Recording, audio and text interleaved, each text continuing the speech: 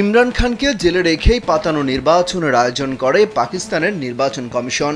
তারপরও জেলে বসেই বাজিমাত করেন সাবেক এই প্রধানমন্ত্রী। সব দলের চেয়ে বেশি আসন পায় তার সমর্থিত নেতারা।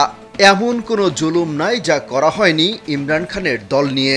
রীতিমতো রাজনীতি থেকে নিষিদ্ধ করা হয় তার দল পিটিআইকে। নির্বাচনের কয়েক মাস পর এবার অর্থ কেলেঙ্কারি মামলায় জামিন পেলেন ইমরান খান। বুধবার ইসলামাবাদ হাইকোর্ট তাকে জামিন দেয়। ইসলামাবাদ হাইকোর্টের প্রধান বিচারপতি আমির ফারুক ও বিচারপতি তারিক মেহমুদ জাহাঙ্গীর এই রায় দেন। উভয় পক্ষের যুক্তিতর্ক শুনে এই রায় দেন তারা। এতে ইমরান খানকে 10 লাখ রুপির বন্ড জমা দেওয়ার নির্দেশ দিয়েছেন আদালত।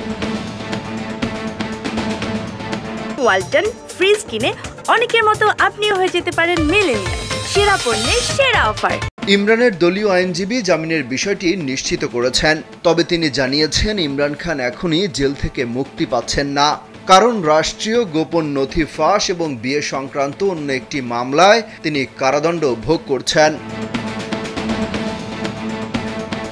গত বছরের ডিসেম্বরে এনএবি ইমরান খান ও তার স্ত্রী বুশরা বিবি ও অন্যদের বিরুদ্ধে 19 কোটি পাউন্ডের এনসিএ রেফারেন্স দাখিল করে। 2022 সালের এপ্রিলে বিরোধীদের অনাস্থা প্রস্তাবের মাধ্যমে ক্ষমতাচ্যুত হন প্রধানমন্ত্রী ইমরান খান।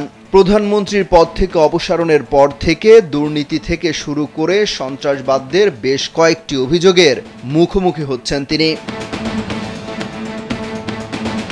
তোষাখানা মামলায় দোষী সাব্যস্ত হওয়ার পর গত বছরের আগস্ট থেকে তিনি কারাগারে রয়েছেন এবং পরবর্তীতে সাইফার ও অবৈধ বিবাহ মামলা সহ অন্যান্য মামলায়ও দোষী সাব্যস্ত হন।